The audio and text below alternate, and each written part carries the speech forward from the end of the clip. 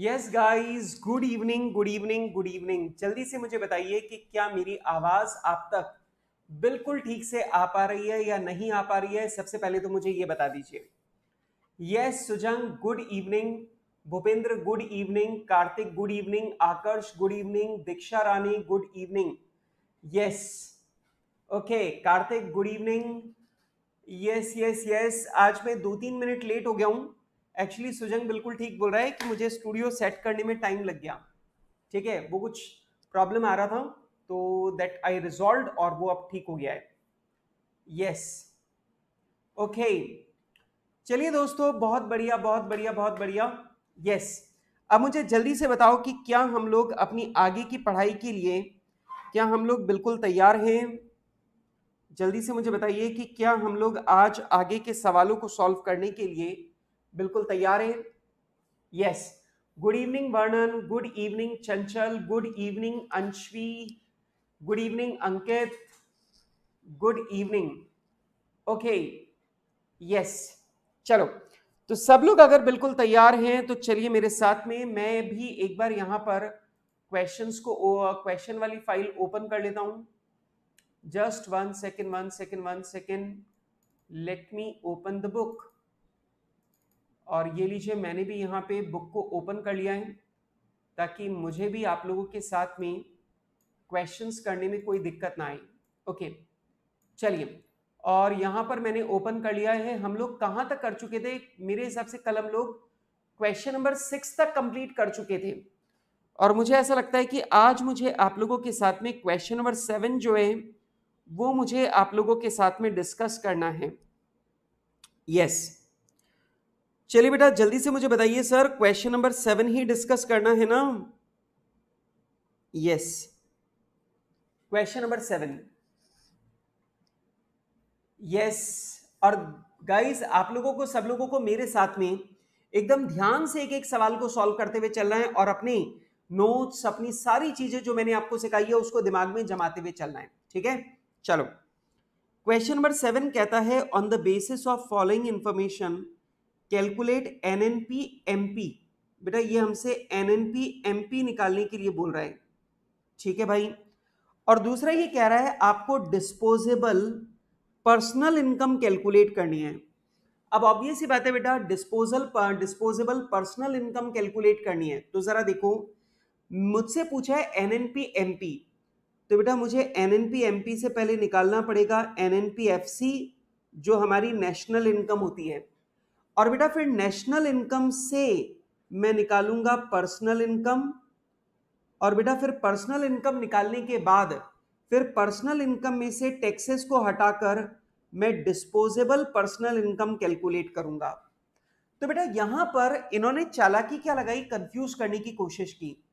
आमतौर पे बच्चे यहां पर गलती कर जाते हैं, और बच्चे गलती क्या करते हैं, बच्चे यहां पे एनएनपी एमपी निकालते हैं, उसी को नेशनल इनकम मानकर वो लोग डिस्पोजेबल इनकम निकालने की कोशिश करते हैं। अब आपको ये ध्यान रखना है कि एनएनपी एमपी से पहले मुझे एनएनपी एफसी निकालना पड़ेगा, और एनएनपी एफसी को ही हम लोग बोलते हैं नेशनल इनकम। और फिर बेटा नेशनल इनकम से मैं निकालूंगा पर्सनल इनकम, मतलब जो पैसा हाउस होल्ड ने रिसीव किया है वो, और फिर उसमें से डायरेक्ट टैक्सेस को या पर्सनल टैक्सेस को हटा देंगे तो हमारे पास आ जाएगी डिस्पोजेबल इनकम। तो बेटा ये वाला रास्ता अपने को लगा करके यहां तक अपने को पहुंचना है। खैर, अभी तो बात को पढ़ते हैं। अब सवाल में बेटा सबसे पहला दे रखा है एनडीपी एट फैक्टर कॉस्ट, आपको एनडीपी एफसी दे रखा है।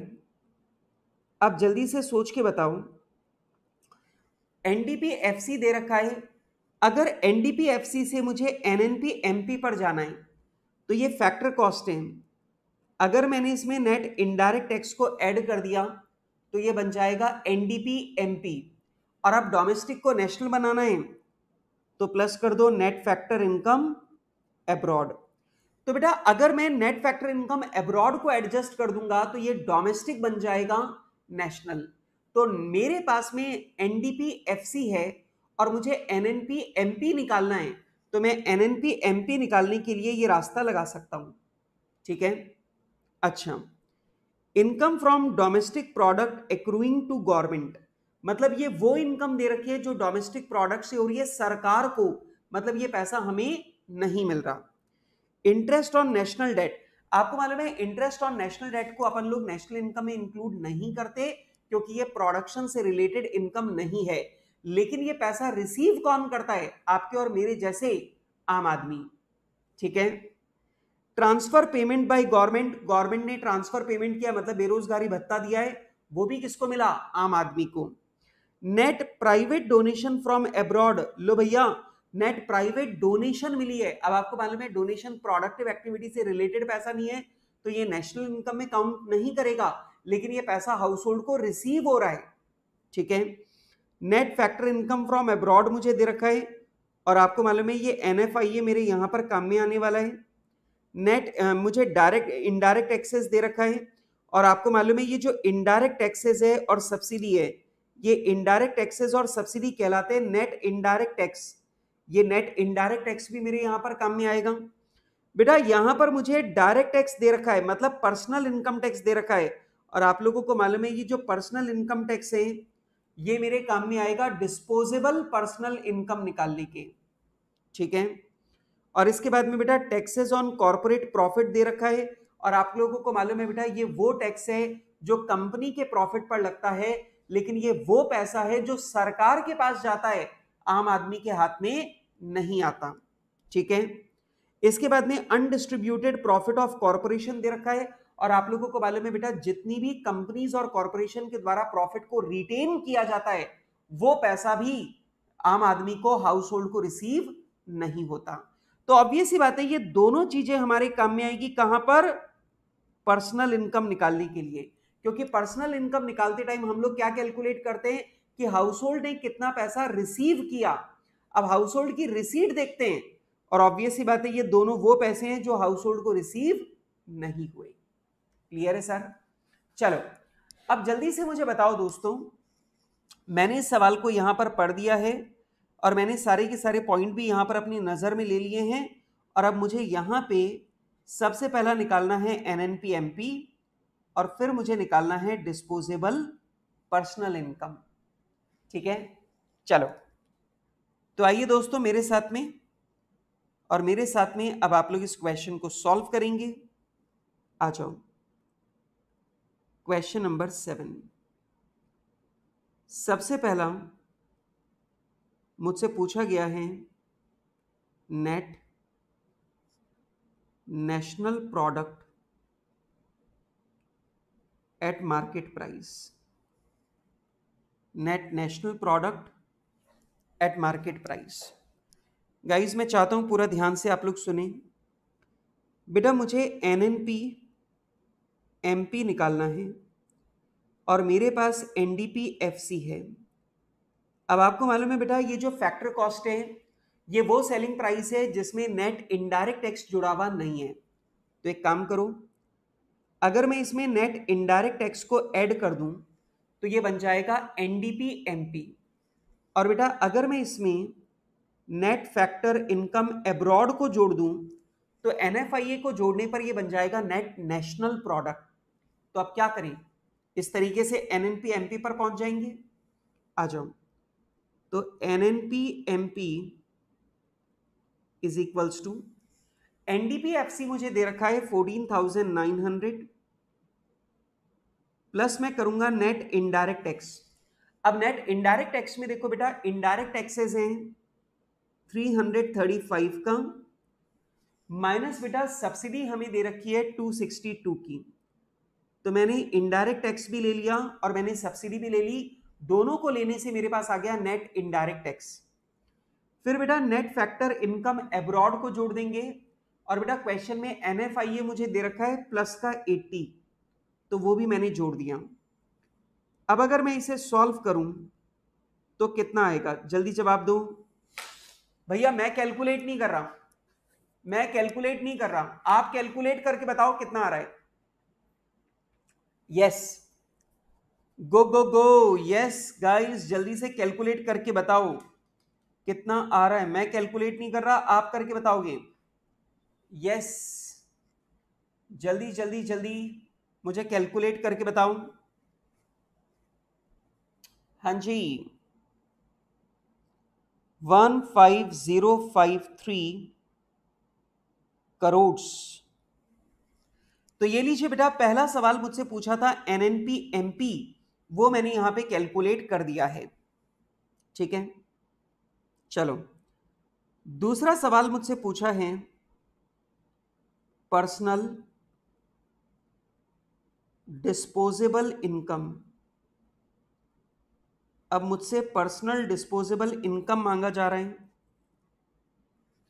यस, तो यहां पे दीक्षा का जवाब आ गया है, कार्तिक का जवाब आ गया, क्रिश का जवाब आ गया, वर्णन का जवाब आ गया, आकर्ष का जवाब आ गया। Very good, very nice. अब आता है main question, personal disposable income. तो बेटा सबसे पहला मैं लूंगा एनडीपीएफसी। तो मुझे एनडीपीएफसी दे रखा है 14,900। बेटा अगर मैं एनडीपीएफसी में प्लस कर दूं नेट फैक्टर इनकम एब्रॉड को, और नेट फैक्टर इनकम एब्रॉड है बेटा 80। अगर मैं एनडीपीएफसी में नेट फैक्टर इनकम एब्रॉड को ऐड कर दूं तो मेरे पास आ जाएगा एनएनपीएफसी। और आप लोग जानते हैं एनएनपीएफसी को ही हम लोग बोलते हैं नेशनल इनकम। तो हमारी नेशनल इनकम आ जाएगी 14,980। तो बेटा सबसे पहला पॉइंट था नेशनल इनकम निकालनी थी। तो ये लीजिए बेटा, मैंने यहां पे नेशनल इनकम जो है वो मैंने निकाल ली। ठीक है, अब नेशनल इनकम निकालने के बाद में अब मुझे निकालनी है पर्सनल इनकम। और दोस्तों पर्सनल इनकम का मतलब हो गया, मैं यहां पे कैलकुलेट करूंगा कि एक्चुअली हमें कितने पैसे रिसीव हो रहे। अब देखो कितने पैसे रिसीव हुए। अब देखो सबसे पहला यहां पर मुझे दे रखा है income from domestic product accruing to government. मतलब ये वो प्रोडक्शन है जो गवर्नमेंट कंपनी के द्वारा किया गया है और ये पैसा गवर्नमेंट को मिला है।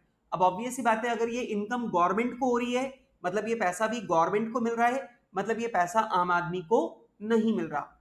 और आम आदमी को नहीं मिल रहा तो आप इसे हटा दीजिए, minus income from domestic production, domestic product to government. तो डोमेस्टिक प्रोडक्शन से गवर्नमेंट को जो इनकम हो रही है वो पैसा आम आदमी को नहीं मिल रहा, तो आप उसे माइनस कर दीजिए। इसके बाद में बेटा फिर अपने को दे रखा है इंटरेस्ट ऑन नेशनल डेट। आपको मालूम है इंटरेस्ट ऑन नेशनल डेट इस नेशनल इनकम के अंदर शामिल नहीं है, लेकिन ये पैसा आम आदमी को मिला है। और अगर ये पैसा आम आदमी को मिला है तो जोड़ दो इंटरेस्ट ऑन नेशनल डेट। तो ये लीजिए बेटा, इंटरेस्ट ऑन नेशनल डेट है 170 का, वो मैंने यहां पे ऐड कर दिया। इसके बाद में ट्रांसफर पेमेंट बाय गवर्नमेंट दे रखा है, मतलब गवर्नमेंट ने हमें किसी प्रकार का अलाउंस वगैरह दिया है, मतलब बेरोजगारी भत्ता वगैरह ले लो। ट्रांसफर पेमेंट फ्रॉम गवर्नमेंट, ये पैसा भी आम आदमी को मिला है, जोड़ लीजिए 60 रुपीज, जोड़ दिया। इसके बाद में net private donation from abroad दे रखा है, मतलब अपने को विदेशों से डोनेशन मिली है, जोड़ दो भैया, ये पैसा भी आम आदमी के पास आ रहा है। Net private donation from abroad, तो ये लीजिए बेटा, ये पैसा अब्रॉड से अपने को डोनेशन में मिल रहा है, इसका मतलब ये पैसा भी हमारी पॉकेट में आ रहा है, जोड़ दो। इसके बाद में बेटा फिर अपने को आगे दे रखा है indirect taxes. Okay, direct tax अभी मैं बाद में लूंगा, सब्सिडी अभी बाद में लूंगा। टैक्स ऑन कॉर्पोरेट प्रॉफिट, आपको मालूम है बेटा ये जो टैक्स ऑन कॉर्पोरेट प्रॉफिट है, कॉर्पोरेट प्रॉफिट के ऊपर जो इनकम टैक्स लग रहा है ये पैसा सरकार को मिल रहा है, और ये टैक्स का पैसा सरकार के पास जाता है, आम आदमी के पास नहीं जाता। आप इसे हटा दो, माइनस कर दो, आम आदमी को ये पैसा नहीं मिला। इसके अलावा बेटा जो हमारा अनडिस्ट्रीब्यूटेड प्रॉफिट्स हैं, ये अनडिस्ट्रीब्यूटेड प्रॉफिट्स का मतलब ये वो प्रॉफिट है जो कंपनियों ने कमाए हैं लेकिन ये पैसा आम आदमी के बीच में डिवाइड नहीं किया। और बेटा आम आदमी के बीच में डिस्ट्रीब्यूट नहीं किया मतलब ये पैसा आम आदमी को नहीं मिला। और बेटा अगर ये पैसा आम आदमी को नहीं मिला तो आप इसे भी माइनस कर दो। बेटा अब मैंने यहां पर वो सारी चीजें ले ली जो आम आदमी को मिली हैं, और वो सारी चीजें मैंने हटा दी जो आम आदमी को रिसीव नहीं हुई हैं। और ऐसा करने पर मेरे पास आ जाएगा पर्सनल इनकम। तो जल्दी से मुझे प्लस माइनस करके बताइए कि हमारा पर्सनल इनकम कितनी आ रही है। 14980 minus 150 plus 170 plus 60 plus 30 minus 222 minus 105, और मेरी पर्सनल इनकम आ रही है 14763। चलो अच्छा, कार्तिक भट्ट का आ रहा है 14793, लेकिन आकर्ष का और मेरा आ रहा है 14763। यस गाइस, बाकी लोग भी फटाफट से चेक करो। यस यस यस, बाकी सब लोग भी। प्रकाश, ये जो क्लास है ये आप ले सकते हो मेरी वेबसाइट से www.ravisonkiaclasses.com से। ठीक है प्रकाश, ravisonkiaclasses.com से ले सकते हो आप क्लास। ठीक है, चलो अब बेटा ये पर्सनल इनकम आ गया। अब पर्सनल इनकम में से मैं माइनस कर दूंगा डायरेक्ट टैक्स। अब ऑब्वियस ही बात है कि बेटा जितना भी पैसा आपकी पॉकेट से आया उसमें से आपको सरकार को पर्सनल इनकम टैक्स का पेमेंट करना है। और बेटा पर्सनल इनकम टैक्स का पेमेंट करना है कितना, 100। और ऑब्वियस ही बात है बेटा 100 रुपीज का पेमेंट करने के बाद अब आपके पास जितना भी पैसा बचेगा वो बचा हुआ पैसा आपके लिए डिस्पोजेबल इनकम है। अब बचे हुए पैसे को जैसा आपका मन करे वैसे आप खर्च कर सकते हो।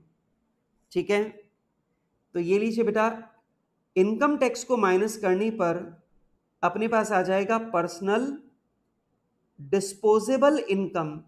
मतलब अब ये वो इनकम है जिसे आपका जैसे मन करे वैसे आप खर्च कर सकते हो, आपको कोई रोकने वाला नहीं है। और ये लीजिए बेटा, ये आ जाएगा आपका 14663। आकर्ष 14763 तो पर्सनल इनकम है बेटा, पर्सनल डिस्पोजेबल इनकम जो है वो 14663 है। ठीक है, यस। अच्छा बेटा क्रिस्टीना, सबसे पहली बात को ये समझो, इंटरेस्ट ऑन नेशनल डेट का मतलब होता है गवर्नमेंट जो है वो पब्लिक से लोन लेती है, और गवर्नमेंट पब्लिक से लोन ले लेती है, और बेटा फिर उस पैसे पर गवर्नमेंट पब्लिक को ब्याज देती है। अब गवर्नमेंट पब्लिक को ब्याज देती है, इसे हम लोग बोलते हैं इंटरेस्ट ऑन नेशनल डेट। अच्छा, इंटरेस्ट ऑन नेशनल डेट का जो पैसा है वो नेशनल इनकम में इंक्लूड नहीं होता। और नेशनल इनकम में इंक्लूड क्यों नहीं होता, क्योंकि ये प्रोडक्शन से रिलेटेड नहीं है, ये किसी प्रोडक्टिव एक्टिविटी से रिलेटेड इंटरेस्ट नहीं है, इसलिए ये शामिल नहीं होता।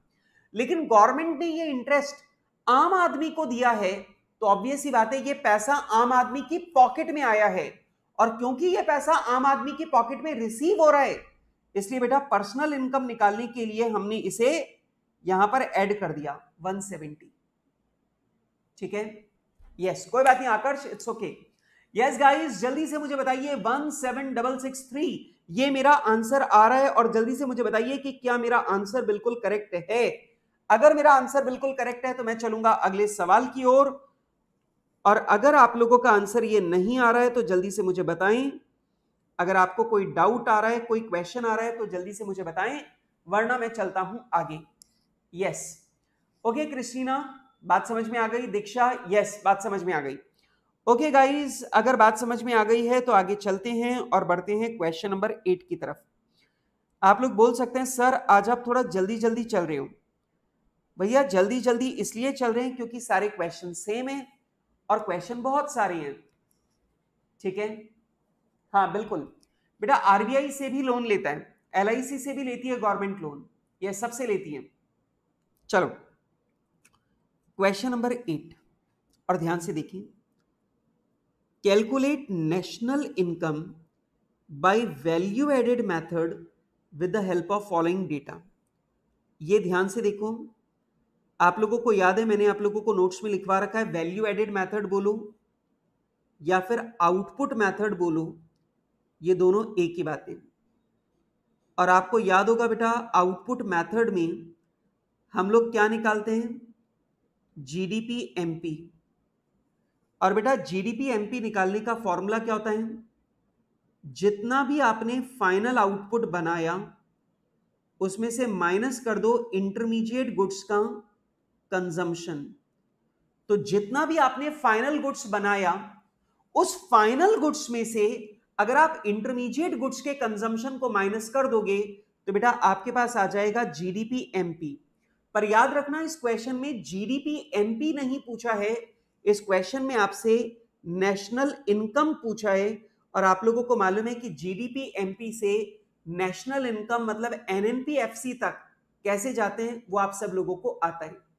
ठीक है, तो जीडीपी एमपी निकालना है और उसके बाद में आपको एनएनपीएफसी तक जाना है, मतलब उससे आप लोगों को नेशनल इनकम तक पहुंचना है। ठीक है, चलो तो मैं शुरू करूं। मुझे दे रखा है सेल्स 700, ओपनिंग स्टॉक दे रखा है 500, इंटरमीडिएट कंजम्पशन मुझे दे रखा है 350, मतलब इंटरमीडिएट कंजम्पशन 350 दे रखा है। ओके, क्लोजिंग स्टॉक दे रखा है 400। अब याद करके बताओ, मैंने आप लोगों को जब नोट्स लिखवाए थे तब मैंने आप लोगों को यह पॉइंट समझाया था कि अगर आपको फाइनल आउटपुट चाहिए लेकिन क्वेश्चन में फाइनल आउटपुट देने के बजाय आपको सेल्स दे दिया गया है, ओपनिंग स्टॉक दे दिया गया है, क्लोजिंग स्टॉक दे दिया गया है, तो घबराना मत। अपन सेल, क्लोजिंग स्टॉक और ओपनिंग स्टॉक तीनों से हम लोग निकाल लेंगे आउटपुट। ठीक है, निकल जाएगा। तो बेटा यहां पर इन तीनों से निकल जाएगा आउटपुट और आउटपुट में से बेटा इंटरमीडिएट कंजम्पशन को माइनस करेंगे तो आ जाएगा जीडीपी एमपी।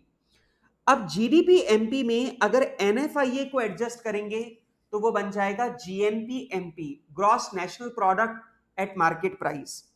फिर बेटा उसमें से डेप्रिसिएशन को माइनस कर देंगे तो जीएनपी एमपी बन जाएगा एनएनपी एमपी। और बेटा एनएनपी एमपी में से नेट इनडायरेक्ट टैक्स को एडजस्ट कर देंगे तो बन जाएगा एनएनपी एफसी, जो मांगा है नेशनल इनकम बन जाएगा। काम ही खत्म।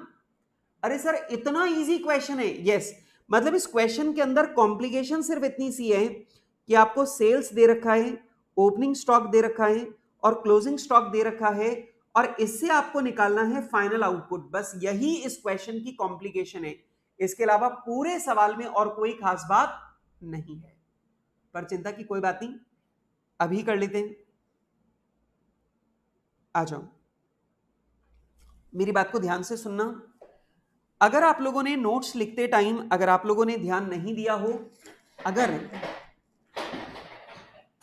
अगर नोट्स लिखते टाइम पर आपने ध्यान नहीं दिया था तो भी चिंता की कोई बात नहीं है। अब आप लोग अब मेरे साथ में ध्यान से देख सकते हो। सबसे पहला हेडिंग डाल दीजिए, calculation of national income by production method. हाँ जी बेटा, नेशनल इनकम की कैलकुलेशन कर रहे हैं और वो भी प्रोडक्शन मेथड से।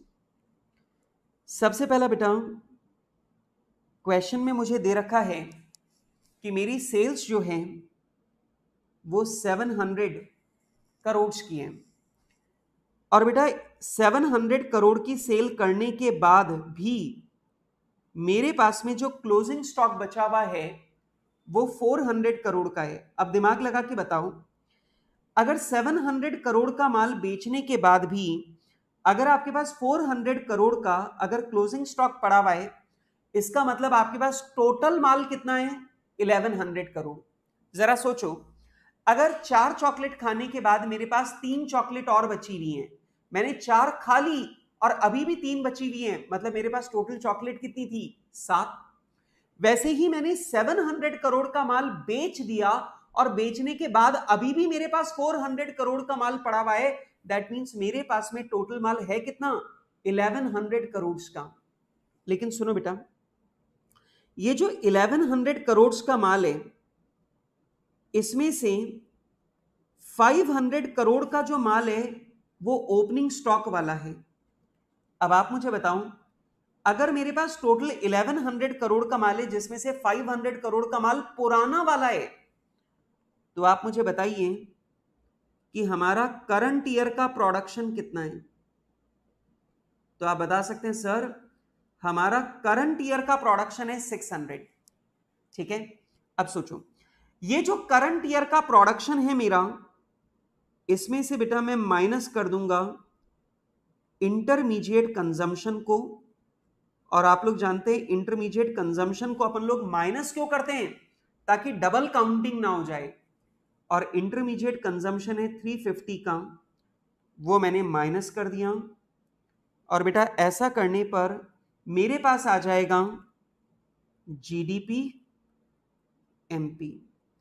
तो ये लीजिए बेटा मेरे पास जीडीपी एमपी आ जाएगा 250। तो बेटा मेरे पास में यहां पर आ जाएगा जीडीपी एमपी 250। अब बेटा सबसे पहला मुझे दे रखा है नेट फैक्टर इनकम एब्रॉड। तो ये लीजिए बेटा मैं प्लस कर दूंगा नेट फैक्टर इनकम एब्रॉड को, और वो मुझे दे रखी है 30 रुपीज। तो अगर मैं इसे जोड़ दूंगा तो बेटा जीडीपी एमपी में अगर एनएफआईए को जोड़ दूंगा तो ये बन जाएगा जीएनपी एमपी, और मेरा जीएनपी एमपी हो जाएगा 280। अच्छा, उसके बाद में मुझे दे रखा है डेप्रिसिएशन। तो बेटा मैं माइनस कर दूंगा डेप्रिसिएशन को, और डेप्रिसिएशन है 150। तो मैं डेप्रिसिएशन को माइनस कर दूंगा, और बेटा डेप्रिसिएशन को माइनस करने पर बेटा मेरे पास आ जाएगा जीएनपी एमपी में से डेप्रिसिएशन को माइनस करेंगे तो आ जाएगा एनएनपी एमपी। और बेटा एनएनपी एमपी मेरे पास आ जाएगा कितना 130। और बेटा अब मैं इसमें माइनस कर दूंगा नेट इनडायरेक्ट टैक्सेस को। अब नेट इनडायरेक्ट टैक्सेस मेरा कितना है, जरा ध्यान से देखो बेटा, एक्साइज टैक्स है 110 माइनस मेरी सब्सिडी है 50। तो बेटा नेट इनडायरेक्ट टैक्स हो गया हमारा 60। और बेटा अगर मैंने एनएनपी एमपी में से नेट इनडायरेक्ट टैक्स को अगर मैंने माइनस कर दिया तो मेरे पास आ जाएगा एनएनपी एफसी। और आप लोग जानते हैं एनएनपी एफसी को ही क्या बोलते हैं, नेशनल इनकम। तो ये लीजिए बेटा मेरी नेशनल इनकम यहां पर आ जाएगी कितनी 70। तो ये लीजिए बेटा जो हमारी नेशनल इनकम है वो नेशनल इनकम यहां पर आ जाएगी 70। यस बेटा ये जितने भी सवाल मैं आप लोगों को करवा रहा हूं ये सारे के सारे क्वेश्चन आपके एग्जामिनेशन क्वेश्चन है, तो बिल्कुल आपके एग्जाम में बिल्कुल ऐसे ही सवाल आते हैं। ठीक है, यस प्रकाश ये 7 और 1100 ये क्या है, जरा ये मुझे क्लियर करो। यस गाइस जल्दी से मुझे बताइए, गॉट माय पॉइंट, जल्दी से मुझे बताओ मैंने यहां पे सवाल को कैसे सॉल्व किया। मैंने यहां पे मुझे यहां पे सेल, क्लोजिंग स्टॉक और ओपनिंग स्टॉक दे रखा है, तो मैंने उसे करंट ईयर का प्रोडक्शन फाइंड आउट कर लिया, और करंट ईयर के प्रोडक्शन में से फाइनल आउटपुट में से मैंने इंटरमीडिएट कंजम्पशन को माइनस कर दिया, तो मेरे पास आ गया जीडीपी एमपी, और फिर जीडीपी एमपी से मैंने नेशनल इनकम निकाल दी। Got my point? Yes guys जल्दी मुझे बताइए, got the point? Yes sir. तो आगे बढ़ते हैं क्वेश्चन नंबर 9 की ओर। यस, तो चलिए बच्चों मेरे साथ में क्वेश्चन नंबर 9 पर आ जाइए। और क्वेश्चन नंबर 9 जो है इट्स एन इंटरेस्टिंग क्वेश्चन। ये इंटरेस्टिंग क्वेश्चन है इसलिए ध्यान से सुनना। क्वेश्चन नंबर 9 जो है ये इंटरेस्टिंग क्वेश्चन है। चलो अच्छा दोस्तों मैं आपको एक और बात बता दूं, ये जो क्वेश्चन नंबर 9 है मैं आप लोगों को वापस वही वाली बात बोलता हूं, जो एवरेज स्टूडेंट है वो पहले अंदाजे से लिखना शुरू कर देता है, उसको कुछ नहीं पता होता कि उसको क्या कैलकुलेट करना है, कैसे कैलकुलेट करना है, वो बस लिखना शुरू कर देता है। लेकिन इंटेलिजेंट स्टूडेंट वो है जो पहले बात को समझता है कि उसे कैसे जाना है, मतलब किस रास्ते से जाना है, उसके बाद में वो लिखना शुरू करता है। और वैसे ही आप लोगों को भी करना है, हमेशा पहले अपना प्लान बनाओ उसके बाद में काम करना शुरू करो। ठीक है, इसलिए सवाल को बहुत ध्यान से पढ़ना। Calculate operating surplus with the help of following data. आप लोगों को याद दिला दूं, ऑपरेटिंग सरप्लस का मतलब होता है rent plus interest plus profit. इन तीनों के टोटल को हम लोग बोलते हैं ऑपरेटिंग सरप्लस। ठीक है, अब सुनो, आपको ऑपरेटिंग सरप्लस निकालना है। अब मेरा दिमाग ये सोच रहा है कि यार या तो मुझे क्वेश्चन के अंदर रेंट, इंटरेस्ट और प्रॉफिट तीनों दे रखा होगा और मैं तीनों को जोड़ करके मैं ऑपरेटिंग सरप्लस बता दूंगा, पर मुझे लगता है इतना आसान सवाल हमारे एग्जाम में आने वाला तो नहीं लग रहा मुझे। ठीक है, पर आगे पढ़ते हैं क्या लिखा है। पर्टिकुलर्स, रुपीज इन करोड़, सबसे पहला दे रखा है सेल, फिर दे रखा है compensation of employees, okay, intermediate consumption दे रखा है, रेंट दे रखा है, इंटरेस्ट दे रखा है, नेट इनडायरेक्ट टैक्स भी मुझे दे रखा है, कंजम्पशन ऑफ फिक्स्ड कैपिटल, और आप लोग जानते हैं कंजम्पशन ऑफ फिक्स्ड कैपिटल का मतलब होता है डेप्रिसिएशन, मुझे मिक्स्ड इनकम भी दे रखा है, ठीक है, और मुझे सोल्यूशन भी दे रखा है। ठीक है, ये सोल्यूशन बाहर है, ठीक है, ये चार्ट में छप गया। अब ये बताओ, देखो ईमानदारी रखना, कोई भी बच्चा नीचे सोल्यूशन की तरफ नजरें नहीं डालेगा, और बिना सोल्यूशन की तरफ नजरें डाले मुझे बताओ कि इस सवाल को कैसे सॉल्व किया जाए। मैं आपको पहले बता दूं, इस क्वेश्चन के अंदर आप लोगों को रेंट गिवन है, आपको इंटरेस्ट जो है वो भी गिवन है। अब आप लोगों को यहां पर सोल्यूशन के ऊपर बिल्कुल भी नजर नहीं डालनी है, और बिना सोल्यूशन के ऊपर नजर डाले आप जल्दी से सोच के मुझे बताओ ये वाला सवाल आप कैसे सॉल्व करोगे। Yes guys, tell me this, I am asking you a very simple question कि अभी आप लोग सोल्यूशन की तरफ मत देखो, सिर्फ इंफॉर्मेशन की तरफ देखो, और इंफॉर्मेशन की तरफ देखकर मुझे बताओ कि क्या यहां पर इस जानकारी से आप ऑपरेटिंग सरप्लस निकाल सकते हो या नहीं निकाल सकते। यस, यहां पर आप लोगों को ऑपरेटिंग सरप्लस निकालना है। ऑपरेटिंग सरप्लस निकालने का कोई तरीका मुझे सजेस्ट करो, I am waiting for you. मैंने पहले ही बोला बहुत मस्त क्वेश्चन है, एग्जाम में आने के शानदार चांसेस हैं, बहुत मस्त क्वेश्चन है। अच्छा, आकर्ष ने यहां पर मुझे जवाब दिया है, और आकर्ष मुझे कह रहा है सर प्रोडक्शन मेथड से पहले लगाएंगे क्योंकि सेल एंड इंटरमीडिएट कंजम्पशन दिया हुआ है। ठीक है, तो बेटा आकर्ष मुझे बोल रहा है कि सर हम सबसे पहला प्रोडक्शन मेथड लगाएंगे, और प्रोडक्शन मेथड लगाकर हम जीडीपी एमपी निकाल लेंगे। ओके बेटा, प्रोडक्शन मेथड के लिए आपको यहां पर प्रोडक्शन और आपको इंटरमीडिएट कंजम्पशन दोनों गिवन है। कई बच्चे बोलते हैं सर प्रोडक्शन गिवन नहीं है, सेल्स ही गिवन है। आपको याद होगा मैंने नोट्स में आप लोगों को लिखवाया था, अगर क्वेश्चन में सिर्फ सेल दे रखी है लेकिन कोई ओपनिंग स्टॉक और क्लोजिंग स्टॉक नहीं दे रखा, तो आप ओपनिंग स्टॉक और क्लोजिंग स्टॉक को जीरो मान लो, और बेटा अगर ओपनिंग स्टॉक और क्लोजिंग स्टॉक दोनों जीरो हैं तो जो सेल है वही प्रोडक्शन है।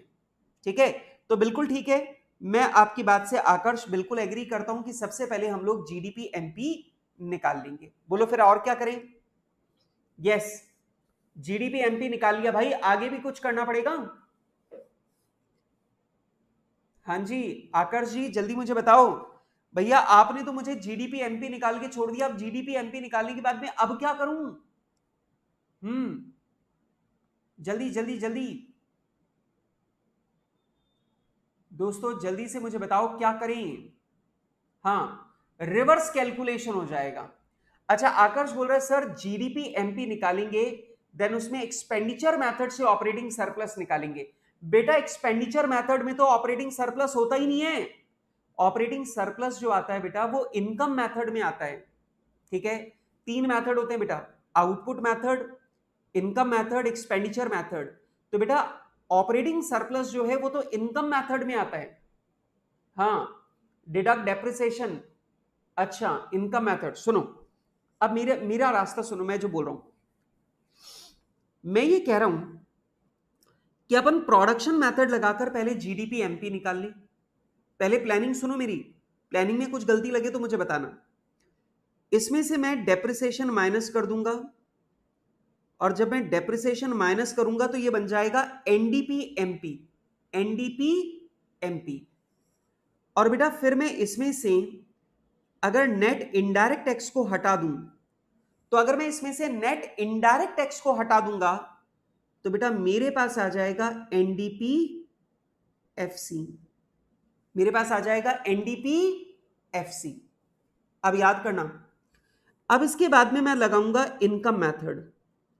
अब ध्यान करना, इनकम मेथड में क्या होता है, अपन लेते हैं कॉम्पेंसेशन टू एम्प्लॉइज, प्लस अपन लेते हैं ऑपरेटिंग सरप्लस, प्लस अपन लेते हैं मिक्स्ड इनकम, अपन लेते हैं मिक्स्ड इनकम।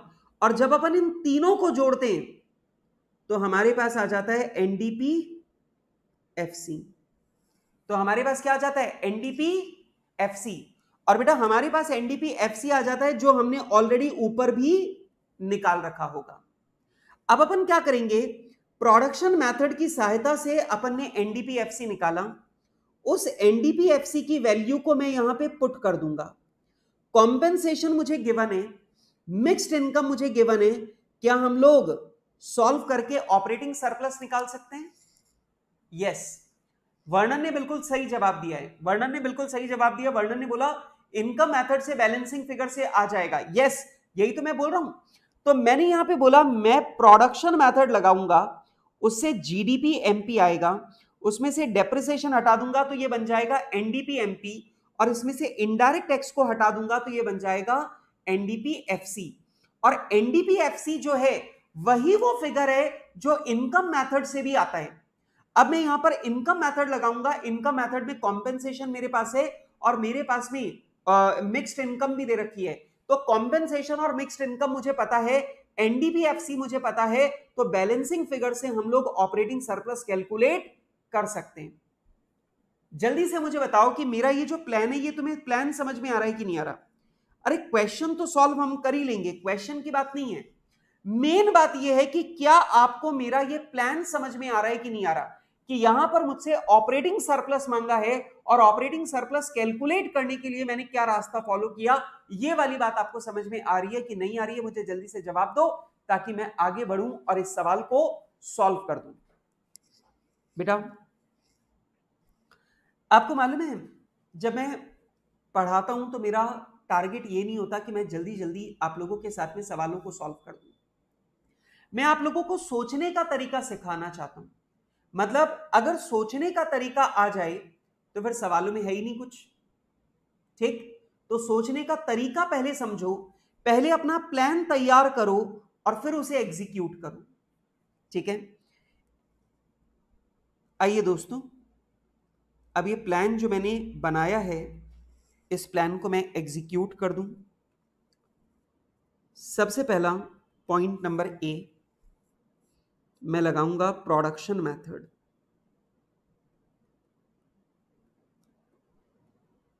अब मेरे साथ में आप लोग सब लोग प्रोडक्शन मेथड लगाएंगे। सबसे पहला बेटा इस क्वेश्चन में मुझे दे रखा है सेल्स, लेकिन बेटा मुझे कोई ओपनिंग स्टॉक और क्लोजिंग स्टॉक नहीं दे रखा, तो जो सेल है वही मेरा फाइनल आउटपुट है। तो बेटा मेरा फाइनल आउटपुट है 4000। बेटा अगर मैं फाइनल आउटपुट में से माइनस कर दूंगा इंटरमीडिएट कंजम्पशन को, तो मेरा इंटरमीडिएट कंजम्पशन है 600 का, वो मैं माइनस कर दूंगा ताकि डबल काउंटिंग ना हो जाए। तो मेरे पास आ जाएगा जीडीपी एमपी, और मेरा जीडीपी एमपी हो जाएगा 3400। इसमें से मैं माइनस करूंगा डेप्रिसिएशन, और बेटा डेप्रिसिएशन मुझे दे रखा है 200 का। अगर मैं डेप्रिसिएशन को माइनस कर दूंगा तो मेरे पास आ जाएगा 3200, और ये कहलाएगा एनडीपी एमपी।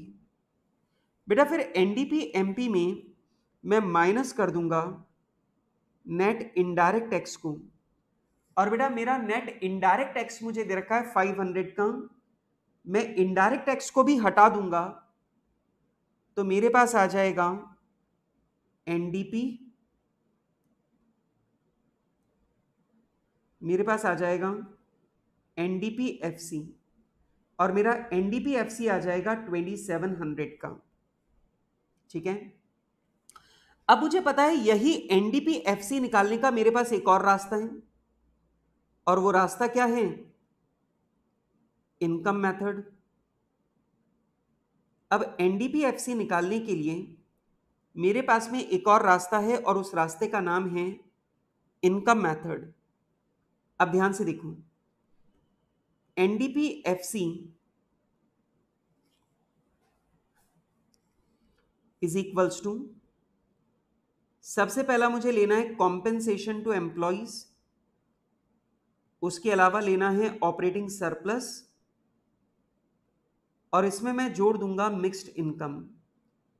और आप लोग जानते हैं तीनों को जोड़ने पर मेरे पास आ जाएगा एनडीपीएफसी।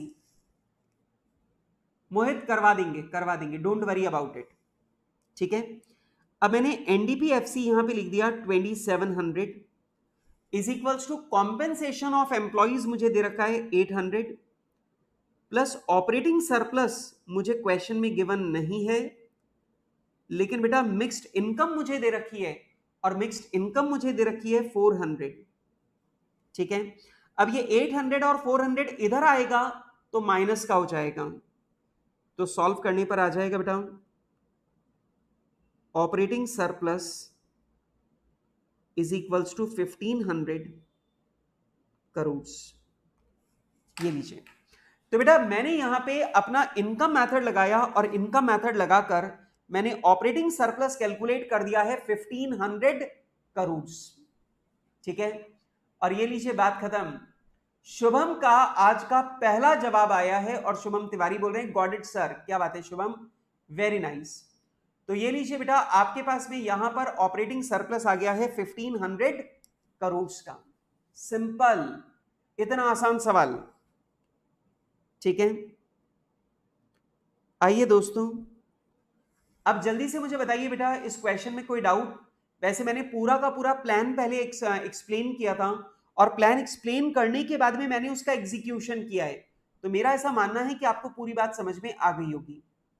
ठीक है, अगर आप लोग जवाब दे दें तो मुझे बहुत बढ़िया लगेगा। अगर आप लोग मुझे जवाब दे देंगे सर बात आ गई समझ में, तो मुझे मजा आ जाएगा। ठीक है, चलो क्वेश्चन नंबर 10। वैसे बेटा मुझे मालूम है कि आप लोग के जब जवाब आने बंद हो जाते हैं ना, तब मैं उस टाइम समझ जाता हूं कि आप लोग मुझसे आगे चलने लग गए हो और आप लोग अगले सवाल के ऊपर चले गए हो, इसलिए आप लोग जवाब नहीं दे रहे हो। खैर चलिए बेटा क्वेश्चन नंबर 10 मेरे साथ निकाल लीजिए। क्वेश्चन नंबर 10 आप लोगों के एग्जाम में भी आया हुआ क्वेश्चन है। Calculate national income by value added method. और आप लोग जानते हैं बेटा वैल्यू एडेड मेथड बोलो या आउटपुट मेथड बोलो या प्रोडक्शन मेथड बोलो, सब एक ही बात है, सब सेम बात है। ठीक है, अब यहां पे पर्टिकुलर्स भी है, रुपीज इन करोड़ भी है। Value of output primary sector का दे रखा है, इंटरमीडिएट कंजम्पशन भी प्राइमरी सेक्टर का दे रखा है। तो बेटा हमारा नेट आउटपुट प्राइमरी सेक्टर का कितना है 1800 करोड़। बेटा वैल्यू ऑफ आउटपुट मुझे सेकेंडरी सेक्टर का दे रखा है 2800, और बेटा इंटरमीडिएट कंजम्पशन भी मुझे दे रखा है सेकेंडरी सेक्टर का 800। तो बेटा अगर मैं दोनों का यहां पे नेट निकालूं तो मेरा नेट आउटपुट कितना है सेकेंडरी सेक्टर का 2000 करोड़। अच्छा, अब बेटा मुझे यहां पे टर्चरी सेक्टर की डिटेल दे रखी है। मुझे दे रखा है value of output of tertiary sector 1600 crore और इंटरमीडिएट कंजम्पशन भी दे रखा है टर्चरी सेक्टर का 600 करोड़। तो बेटा टर्चरी सेक्टर का जो नेट आउटपुट है वो है मेरा 1000 करोड़। ठीक है, अब आप मुझे बताइए अगर मैं प्राइमरी सेक्टर का आउटपुट, सेकेंडरी सेक्टर का आउटपुट और टर्चरी सेक्टर का आउटपुट अगर मैं तीनों को जोड़ दूं, मतलब अगर मैं 1800 को, 2000 को और 1000 को, तीनों को अगर मैं जोड़ दूं तो मेरे पास आ जाएगा 4800। और आप लोग जानते हैं इस 4800 को हम लोग बोलते हैं जीडीपी एमपी। तो बेटा अगर मैं प्राइमरी सेक्टर, सेकेंडरी सेक्टर और टर्चरी सेक्टर अगर मैं तीनों के आउटपुट को जोड़ दूं तो मेरे पास में आ जाएगा जीडीपी एमपी।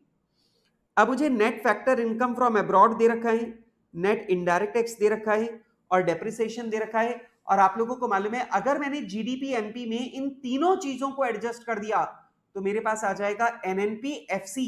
और बेटा एनएनपी एफसी बोले तो नेशनल इनकम। तो मेरे पास में नेशनल इनकम जो है वो आ जाएगा। ठीक है, तो भाई ये तो बहुत इजी क्वेश्चन है, ये तो बहुत इजी क्वेश्चन है। ये बताओ कि क्या मैं इस क्वेश्चन को आपको होमवर्क दे सकता हूं? यस गाइस, जल्दी से मुझे बताओ कि क्या मैं इस सवाल को आपको होमवर्क दे सकता हूं? हाँ जी, शुभम तिवारी का जवाब आ भी गया है 4000 करोड़, और बिल्कुल ये करेक्ट आंसर है। ठीक है, शुभम का जवाब आ गया है और शुभम ने जवाब दे दिया है 4000 करोड़। भैया शुभम का तो सवाल भी सॉल्व हो गया। आकर्ष बोल रहा है सर यस होमवर्क रहा, होमवर्क ठीक रहेगा। वर्णन भी बोल रहा है सर होमवर्क दे दो। दीक्षा भी बोल रही है ओके सर होमवर्क दे दो। बढ़िया, चलो तो भैया तय रहा, क्वेश्चन नंबर 10 आप लोगों का होमवर्क है।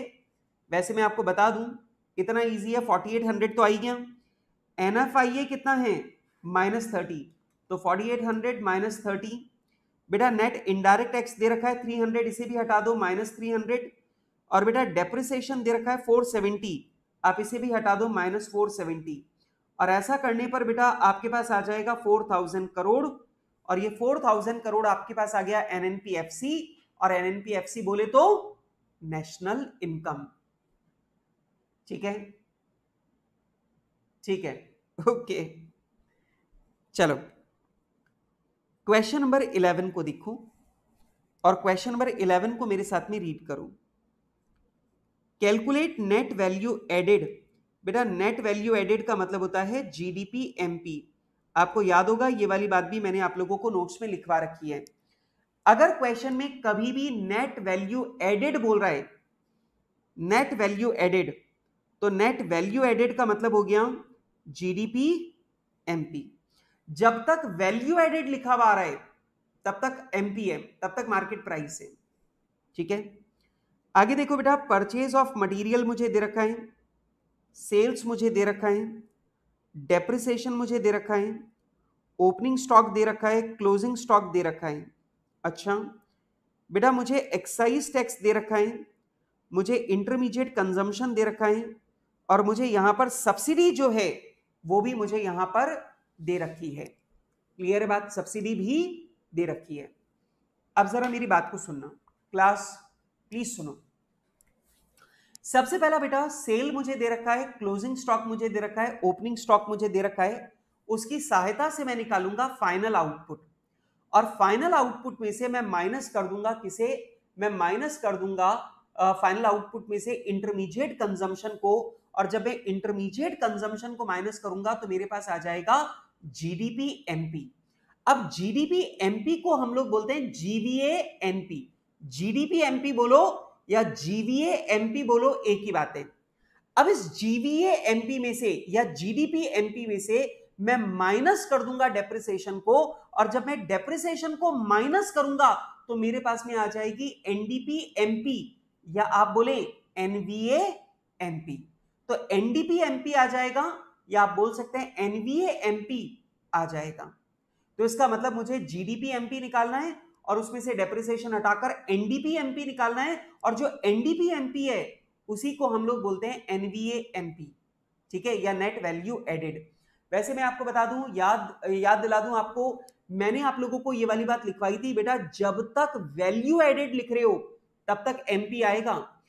आप फैक्टर कॉस्ट को कभी भी वैल्यू एडेड नहीं बोलते। ठीक है, चलो लेकिन इन्होंने यहां पे देखो ये गड़बड़ी कर रखी है, इन्होंने NVFC बोल दिया। चलो कोई बात नहीं, अब जो भी इन्होंने किया उसको भी ठीक है, करेंगे। चलिए बेटा, तो वैसे इस क्वेश्चन में आपसे सिर्फ नेट वैल्यू एडेड मांगा है, बेटा ध्यान रखना, नेट वैल्यू एडेड मांगा है। चलो आइए बेटा मेरे साथ में सॉल्व करेंगे पूरी बात को। सबसे पहला बेटा मैं यहां पे लगा रहा हूं वैल्यू एडेड मेथड।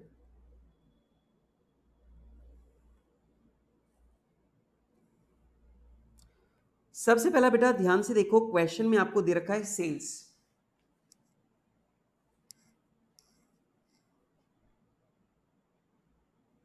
अच्छा, net value added by factor cost पूछा है, हाँ बिल्कुल ठीक है। अब इन्होंने पूछा ही value added at net value added at factor cost है, बिल्कुल तो वही निकालना पड़ेगा अपने को, ठीक है, एट फैक्टर कॉस्ट ही निकाल के देंगे, तुम चिंता मत करो। चलिए बेटा, सबसे पहला ध्यान से देखो, क्वेश्चन में आपको दे रखा है सेल्स, और सेल्स आपको दे रखा है 450। Guys please be very very careful. Plus कर दीजिए क्लोजिंग स्टॉक, और बेटा क्लोजिंग स्टॉक क्वेश्चन में अपने को दे रखा है 30। अब आप मुझे बताइए, अगर 450 का माल बेचने के बाद भी अगर 30 रुपीज का क्लोजिंग स्टॉक बचा, इसका मतलब टोटल माल हमारे पास कितना है, 480 का। 480 में से बेटा माइनस करेंगे ओपनिंग स्टॉक जो पहले से बना रखा है, तो बेटा हमारा ओपनिंग स्टॉक है 40 का, और ये वो माल है जो हमने पहले से बना रखा है। अगर मैं इसे हटा दूं तो मेरे पास आ जाएगा करंट ईयर प्रोडक्शन, या फिर आप लोग बोल सकते हैं फाइनल आउटपुट। तो बेटा आपके पास फाइनल आउटपुट आ जाएगा 440 का। अच्छा बेटा, फाइनल आउटपुट जो आपके पास आया, इसमें से माइनस कर दीजिए इंटरमीडिएट कंजम्पशन को, और बेटा इसमें से इंटरमीडिएट कंजम्पशन को अपन लोग माइनस कर देंगे। जल्दी से बताइए, इंटरमीडिएट कंजम्पशन कितना है, 200 का, उसे हम लोग यहां पर माइनस कर देंगे। तो ऐसा करने पर बेटा हमारे पास यहां पर आ जाएगा जीडीपी एमपी, और जीडीपी एमपी आ जाएगा हमारे पास 240। अब मैं आपको बता दूं, जीडीपी एमपी बोलें या जीवीए एमपी बोलें, बात बराबर है। अच्छा, इसके बाद में बेटा मैं इसमें से माइनस कर दूंगा डेप्रिसिएशन को, और बेटा डेप्रिसिएशन हमें दे रखा है 30, तो डेप्रिसिएशन को अगर मैं माइनस कर दूंगा तो मेरे पास आ जाएगा एनडीपी एमपी, जिसे आप लोग एनवीए एमपी भी बोल सकते हैं, यह आ जाएगा 210। अच्छा बेटा, इसके बाद में यहां पर ध्यान से देखो बेटा, मुझे यहां पर यहां पर मुझे दे रखा है एक्साइज टैक्स और सब्सिडी, तो बेटा यहां पर मैं माइनस कर दूंगा नेट इनडायरेक्ट टैक्सेस को। अब नेट इनडायरेक्ट टैक्सेस कितने हैं जरा ध्यान से देखो बेटा, एक्साइज ड्यूटी है 45 माइनस सब्सिडी अपने को दे रखी है 15, तो ये लीजिए बेटा, नेट इनडायरेक्ट टैक्स को मैंने यहां पे माइनस कर दिया 30, और ऐसा करने पर मेरे पास में आ जाएगा एनडीपी एफसी, या बोल सकते हैं एनवीए एफसी, और बेटा एनवीए एफसी मेरे पास आ जाएगा 180। तो क्वेश्चन में बेटा मुझसे पूछा था net value added at factor cost, तो net value added at factor cost जो है वो यहां पर आ जाएगा, ठीक है, डन। चलो जल्दी से मुझे बताओ कि is it a difficult question, जल्दी से मुझे बताओ कि यहां पर कोई दिक्कत। मैंने पहले सेल्स निकाली, सेल्स में बेटा मैंने ओपनिंग स्टॉक क्लोजिंग स्टॉक को एडजस्ट कर दिया, और बेटा ओपनिंग स्टॉक क्लोजिंग स्टॉक को एडजस्ट करने पर मेरे पास करंट ईयर का फाइनल आउटपुट आ गया, इंटरमीडिएट कंजम्पशन को मैंने हटा दिया, तो मेरे पास जीडीपी एमपी आ गया, ठीक है। अब जरा ध्यान से समझना, इस क्वेश्चन के अंदर आप लोगों को कंफ्यूज करने के लिए एक पॉइंट दे रखा है, and that is purchase of material. अब क्वेश्चन के अंदर परचेज ऑफ मटेरियल भी दे रखा है, और आपको बेटा इंटरमीडिएट कंजम्पशन भी दे रखा है। आप लोगों को मालूम है बेटा, अपन लोग परचेज को लेस नहीं करते, इंटरमीडिएट कंजम्पशन को लेस करते हैं, ठीक है।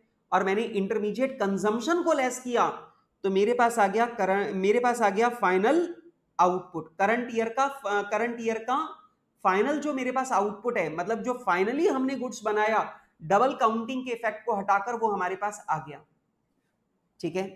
बेटा इसमें फटाफट से नीचे स्टार लगाकर ये वाली बात लिख लो, in this question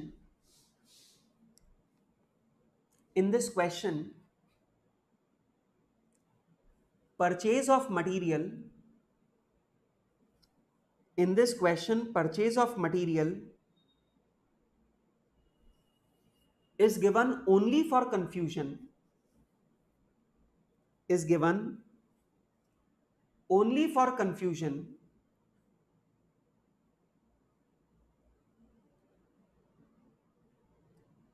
is given only for confusion. बेटा ये जो परचेजेस अपने को दे रखा है, ये परचेजेस अपने को सिर्फ कंफ्यूज करने के लिए दे रखा है। क्या होगा, बच्चे क्या करेंगे कि वो इंटरमीडिएट कंजम्पशन को माइनस करने की बजाय गलती से परचेजेस को माइनस कर देंगे, ठीक है, और हो गया काम खराब। ठीक है, चलो चलिए बेटा, तो यहां पर क्वेश्चन नंबर 11 भी मैंने यहां पर कंप्लीट कर दिया है, और अब मैं आपके साथ में आ रहा हूं क्वेश्चन नंबर 12 के ऊपर। और आप लोग देख सकते हैं कि जो क्वेश्चन नंबर 12 है ये आप लोगों का May 21 आरटीपी का क्वेश्चन भी है। ये वाला जो क्वेश्चन है ये May 21 आरटीपी के अंदर भी है। वैसे मैं आपको बता दूं ये वाला क्वेश्चन आपके स्टडी मटेरियल में भी है। तो भैया जी ये वाला क्वेश्चन आपके स्टडी मटेरियल में भी है और ये वाला क्वेश्चन May 21 आरटीपी का क्वेश्चन भी है। ठीक है, हाँ, अगर मान लो इस आकर्ष इस क्वेश्चन के अंदर अगर आपको इंटरमीडिएट कंजम्पशन नहीं दिया हुआ होता तो अपन मान लेते जो परचेज ऑफ रॉ मटेरियल है वही इंटरमीडिएट कंजम्पशन है। बेटा आप परचेज करते हो ज्यादा पर कंज्यूम करते हो कम, लेकिन बेटा अगर इंटरमीडिएट कंजम्पशन आपको गिवन ही नहीं है तो फिर आपके पास एक ही रास्ता बचेगा, जो परचेज ऑफ रॉ मटेरियल है उसी को इंटरमीडिएट कंजम्पशन मानना पड़ेगा। ठीक है, ये वाली बात तो हमने नोट्स में ऑलरेडी लिख रखी है। अगर क्वेश्चन के अंदर इंटरमीडिएट कंजम्पशन गिवन नहीं है, सिर्फ परचेजेस गिवन है, तो आप परचेजेस को ही इंटरमीडिएट कंजम्पशन मानोगे। ठीक है, चलो तो आइए बच्चों मेरे साथ में क्वेश्चन नंबर 12 की ओर प्रस्थान किया जाए। आइए जी देखिए क्वेश्चन नंबर 12 क्या कहता है। क्वेश्चन नंबर 12 कहता है calculate national income with the help of expenditure method. क्या बात है भैया, with the help of expenditure method and income method with the help of following data. बेटा आपको नेशनल इनकम कैलकुलेट करके बतानी है दो तरीके से, एक्सपेंडिचर मेथड से भी और इनकम मेथड से भी। अब आपको याद दिला दूं, एक्सपेंडिचर मेथड से जीडीपी एमपी निकलता है और इनकम मेथड से एनडीपी एफसी निकलता है। ध्यान रखना दोनों के रास्ते अलग अलग हैं, ठीक है, भूलना नहीं है। चलो, compensation of employees income method में काम में आएगा। Net factor income from abroad ये दोनों में काम में आएगा। नेट इनडायरेक्ट टैक्स दोनों में काम में आएगा। प्रॉफिट ये इनकम मेथड में काम में आएगा। Private final consumption expenditure method में काम में आएगा। Net domestic capital formation expenditure method में काम में आएगा। कंजम्पशन ऑफ फिक्स्ड कैपिटल मतलब डेप्रिसिएशन ये दोनों में काम में आएगा। रेंट हमारा इनकम मेथड में काम में आएगा। इंटरेस्ट हमारा इनकम मेथड में काम में आएगा। मिक्स्ड इनकम हमारा इनकम मेथड में काम में आएगा। नेट एक्सपोर्ट हमारा एक्सपेंडिचर मेथड में काम में आएगा। Government final consumption expenditure export वो एक्सपेंडिचर मेथड में काम में आएगा। ऑपरेटिंग सरप्लस ये हमारा इनकम मेथड में काम में आएगा। और बेटा employers contribution to social security scheme ये भी हमारा इनकम मेथड जो है उसमें काम में आएगा। तो बेटा एम्प्लॉयर का जो कंट्रीब्यूशन है सोशल सिक्योरिटी स्कीम में, मतलब एम्प्लॉयर का जो कंट्रीब्यूशन है प्रोविडेंट फंड में, ऑब्वियस सी बात है इसे हम लोग इंक्लूड करेंगे किसमें, कॉम्पेंसेशन में। लेकिन अगर वहां पर सिर्फ कॉम्पेंसेशन लिखा हुआ है पहले से तो उसका मतलब ये ऑलरेडी उसमें इंक्लूडेड है। ठीक है बेटा, आपको मालूम है कॉम्पेंसेशन टू एम्प्लॉइज में हम लोग सैलरी भी लेते हैं, अलाउंसेस भी लेते हैं, सारी फैसिलिटीज भी लेते हैं, और एम्प्लॉयर का जो कंट्रीब्यूशन है रिटायरमेंट बेनिफिट्स में वो भी लेते हैं। ये सारी चीजें इंक्लूड करते हैं कॉम्पेंसेशन में। अब जरा ध्यान से देखो, क्वेश्चन के अंदर ऑलरेडी आपको लिखा हुआ है कॉम्पेंसेशन ऑफ एम्प्लॉइज, यहां वेजेस लिखा हुआ नहीं है। अगर वेजेस लिखा हुआ होता तो मैं ये एम्प्लॉयर का कंट्रीब्यूशन भी ऐड कर लेता और दोनों मिलकर बनता कॉम्पेंसेशन, लेकिन यहां पर ऑलरेडी आपको कॉम्पेंसेशन दे रखा है। इसका मतलब यहां पे वेजेस, अलाउंसेस, सारी फैसिलिटीज की वैल्यू और एम्प्लॉयर के सारे कंट्रीब्यूशन सब इसमें ऑलरेडी इंक्लूडेड है, वो सब इसमें ऑलरेडी इंक्लूडेड है। ठीक है, ओके, यस गाइस, जल्दी से मुझे बताओ पॉइंट समझ में आ रहा है? यस, चलो, तो बेटा यहां पर वैसे इन्होंने मुझे प्रॉफिट भी दिया है, रेंट भी दिया है और इंटरेस्ट भी दिया है। और आप लोग जानते हो प्रॉफिट, रेंट और इंटरेस्ट ये तीनों मिलकर बनता है ऑपरेटिंग सरप्लस। आप जरा टैली करके देख लो, तीनों का टोटल 1820 ही आ रहा होगा। चेक करो बेटा, इस सवाल में आपको रेंट भी दे रखा है, प्रॉफिट भी दे रखा है और आपको इंटरेस्ट भी दे रखा है, और इन्होंने आपको ऑपरेटिंग सरप्लस भी दे रखा है।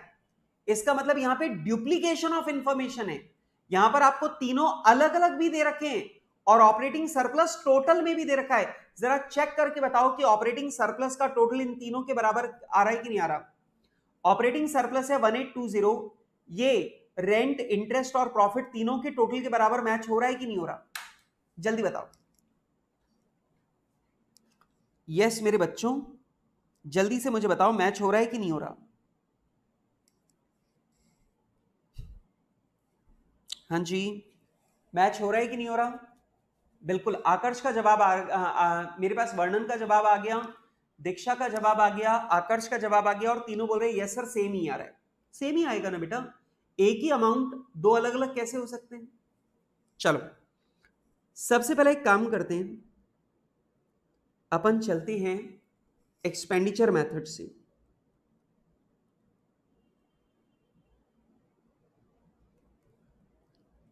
अब मैं आपको याद दिला देता हूं, सब बच्चे एक बार मेरी बात को ध्यान से सुनेंगे। सबसे पहला हम लोग लेते हैं प्राइवेट फाइनल कंजम्पशन एक्सपेंडिचर, मतलब आम आदमी ने कितने पैसे खर्च किए। फिर हम लोग लेते हैं गवर्नमेंट फाइनल कंजम्पशन एक्सपेंडिचर, और फिर प्लीज ध्यान से देखना, फिर हम लोग लेते हैं ग्रॉस डोमेस्टिक कैपिटल फॉर्मेशन, मतलब आपकी इन्वेस्टमेंट्स को लेते हैं। ठीक है, और उसके बाद में बेटा हम लोग यहां पे लेते हैं नेट एक्सपोर्ट्स को। और बेटा जब हम इन चारों को ले लेते हैं तो हमारे पास आ जाता है जीडीपी एमपी। और बेटा जीडीपी एमपी हमारे पास आ जाता है, और इसके बाद फिर हम लोग जाते हैं किस तरफ? नेशनल इनकम कैलकुलेट करने की तरफ। ठीक है, शुभम का जवाब इनकम मेथड से शुभम ने आंसर कर भी दिया, क्या बात है, मजा आ गया। अब मेरी बात को ध्यान से सुनो, सबसे पहला ढूंढो प्राइवेट फाइनल कंजम्पशन एक्सपेंडिचर कितना दे रखा है। Sir private final consumption expenditure दे रखा है 2000। अच्छा, अब प्लीज ध्यान से देखना एक एक पॉइंट को, यहां पर बहुत गहरा पॉइंट छुपा हुआ है। अब मुझे देख के बताओ गवर्नमेंट फाइनल कंजम्पशन एक्सपेंडिचर कितना है। गवर्नमेंट फाइनल कंजम्पशन एक्सपेंडिचर दे रखा है 1100 का। कितना? 1100 का। अब तीसरे नंबर पे मुझे लेना है ग्रॉस डोमेस्टिक कैपिटल फॉर्मेशन, और ध्यान से देखो क्वेश्चन के अंदर आपको ग्रॉस डोमेस्टिक कैपिटल फॉर्मेशन नहीं दे रखा, आपको नेट डोमेस्टिक कैपिटल फॉर्मेशन दे रखा है, और नेट डोमेस्टिक कैपिटल फॉर्मेशन है आपका 770। अब आप मुझे जल्दी से ये बताओ, नेट डोमेस्टिक कैपिटल फॉर्मेशन है 770, इस नेट को बनाना है ग्रॉस, तो क्या करें? डेप्रिसिएशन को एड बैक कर दूं। तो बेटा मैंने नेट डोमेस्टिक कैपिटल फॉर्मेशन में डेप्रिसिएशन 130 को मैंने वापस ऐड कर दिया, और डेप्रिसिएशन को मैंने वापस ऐड कर दिया, तो ये बन गया ग्रॉस डोमेस्टिक कैपिटल फॉर्मेशन, और ग्रॉस डोमेस्टिक कैपिटल फॉर्मेशन हो जाएगा कितना? 900। ठीक है बेटा, ये नेट डोमेस्टिक कैपिटल फॉर्मेशन है, डेप्रिसिएशन को वापस ऐड कर देंगे तो बन जाएगा ग्रॉस डोमेस्टिक कैपिटल फॉर्मेशन। ठीक है, इसके बाद में जल्दी से बताओ नेट एक्सपोर्ट कितना है? 30, वो भी ले लो। तो ये लीजिए बेटा 2000 प्लस 1100 प्लस 900 प्लस 30, तो ऐसा करके जीडीपी एमपी मेरे पास आ रहा है 4030। बेटा आपको याद है ये ग्रॉस डोमेस्टिक कैपिटल फॉर्मेशन वाली बात मैंने आप लोगों को नोट्स के टाइम पे भी लिखवाई थी और मैंने वहां पर समझाई भी थी। अगर नेट डोमेस्टिक कैपिटल फॉर्मेशन दे रखा है तो आप उसमें डेप्रिसिएशन को वापस एड बैक कर देना, तो आपके पास ग्रॉस डोमेस्टिक कैपिटल फॉर्मेशन आ जाएगा। अब जीडीपी एमपी में से मैं माइनस करूंगा डेप्रिसिएशन 130, और ऐसा करने पर दोस्तों मेरे पास आ जाएगा एनडीपी एमपी, और वो आ जाएगा 3900। एनडीपी एमपी में बेटा मैं प्लस कर दूंगा नेट फैक्टर इनकम एब्रॉड को, और बेटा मेरा नेट फैक्टर इनकम एब्रॉड मुझे दे रखा है कितना, कहाँ गया भाई net factor income abroad, yes 20, ये मैंने ऐड कर दिया।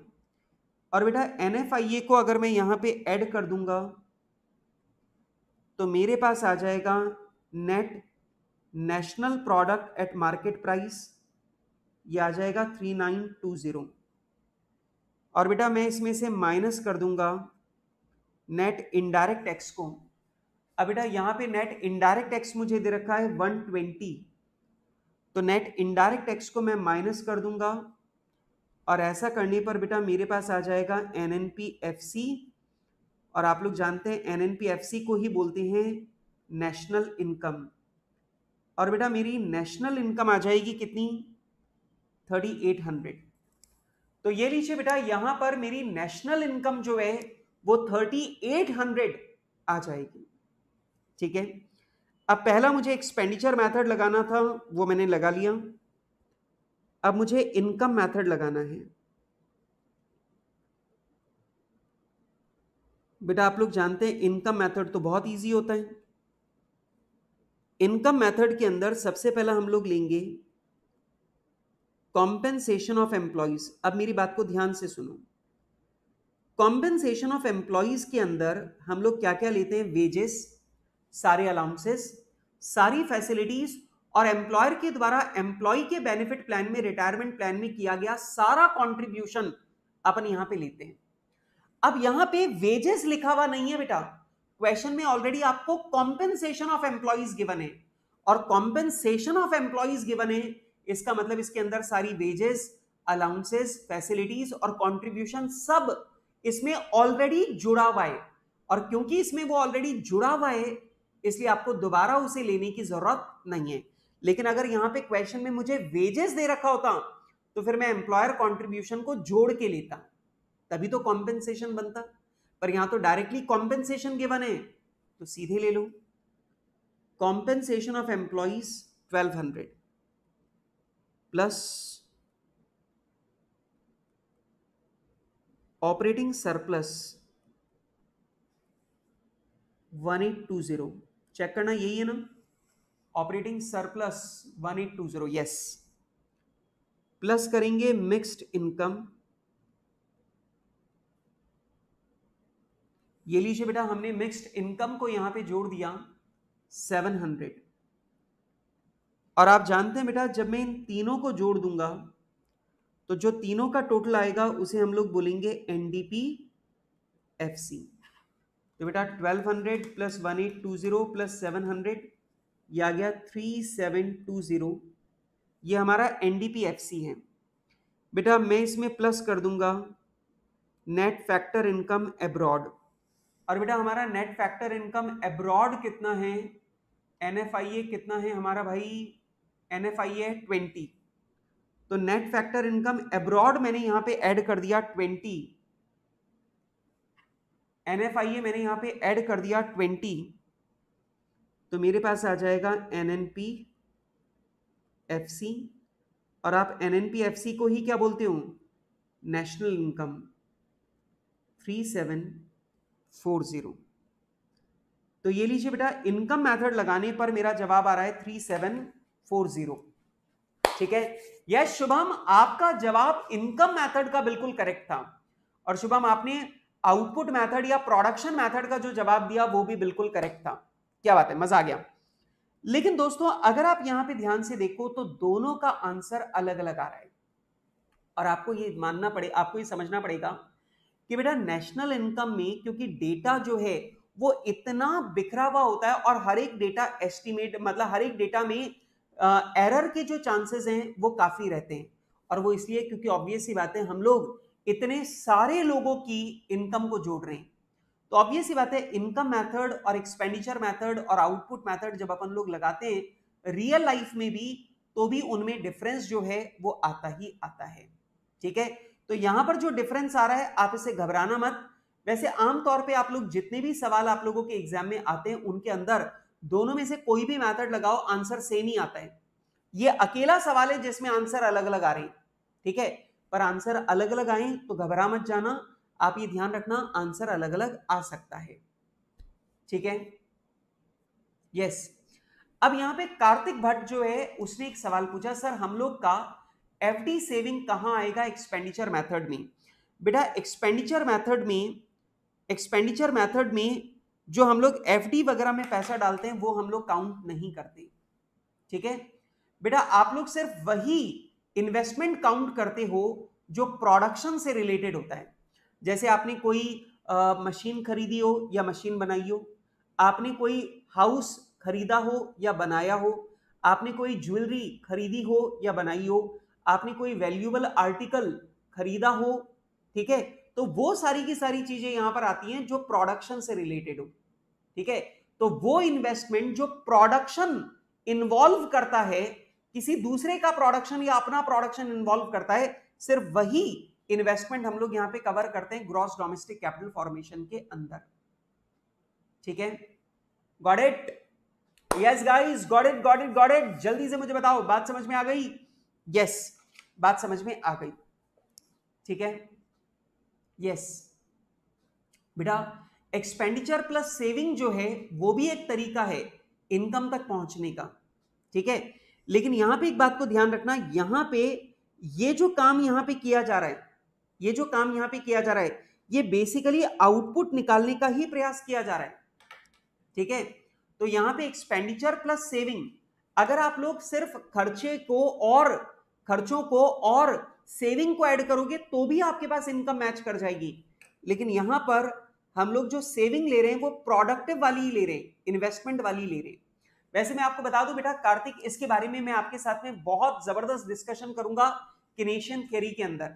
ये जो बात अभी आप पूछ रहे हो ना एक्सपेंडिचर प्लस सेविंग वाली, जो मैंने पहले लिखवाई थी, इसके बाद में इसके बारे में डिटेल डिस्कशन अपना होगा किनेशियन थ्योरी के अंदर। ठीक है, तो किनेशियन थ्योरी के अंदर यही वाली बात समझाऊंगा, इसलिए एकदम रिलैक्स करो, कोई दिक्कत की बात नहीं है। ठीक है, यस गाइस, जल्दी से मुझे बताइए क्वेश्चन नंबर 12 में आपको कोई दिक्कत है तो जल्दी से मुझे बताइए। एक्सपेंडिचर मेथड और इनकम मेथड हमने दोनों लगाए और दोनों लगाकर हमने नेशनल इनकम का कैलकुलेशन यहां पर कर लिया है। नीचे इसके बाद में आप लोग एक स्टार लगाकर एक पॉइंट लिखो, इसके नीचे स्टार लगाकर एक पॉइंट लिखो। Normally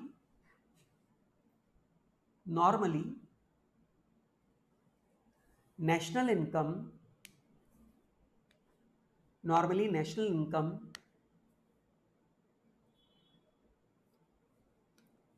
by all the methods will be same in questions. National income will be same by all the methods in the question, but in this question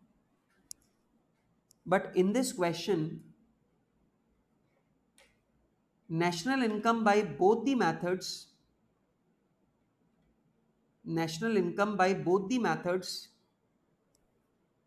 is different.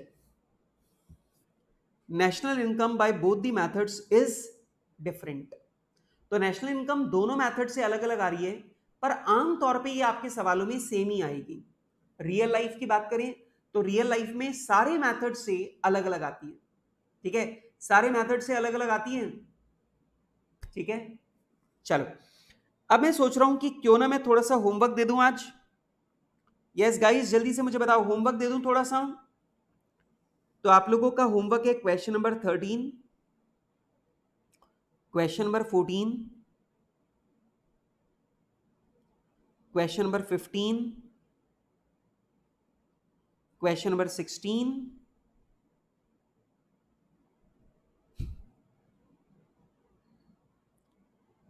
Question number 16 और बस एक और सवाल, question number 17। तो मैंने आप लोगों को बेटा ये वाले जो क्वेश्चन है ये मैंने आप लोगों को होमवर्क दिए हैं और आप लोगों को ये क्वेश्चन जो है वो करके लाने। तो क्वेश्चन नंबर 13, 14, 15, 16, 17 ये क्वेश्चन मैंने आप लोगों को होमवर्क दिए हैं और आप लोगों को सॉल्व करके लाने। लेकिन एक बात का ध्यान रखना, जब आप लोग इन सवालों को सॉल्व करो तो सॉल्यूशन को मत देखना, आप अपनी नॉलेज को लगा करके पूरा का पूरा सवाल सॉल्व करना और कंप्लीट होने के बाद ही सॉल्यूशन मैच करना। ठीक है, अगर आप सॉल्यूशन देख देख के करोगे ना कुछ नहीं सीखोगे, बिना सॉल्यूशन देखे करोगे तो ही तुम्हें सारी चीजें याद होंगी। ठीक है, okay guys, bye for now, मिलेंगे अपन लोग कल की क्लास में। तो बेटा ये वाला होमवर्क सारा करके लाना है और आगे की बात मैं आप लोगों के साथ में करूंगा कल की क्लास में। तब तक के लिए बाय बाय।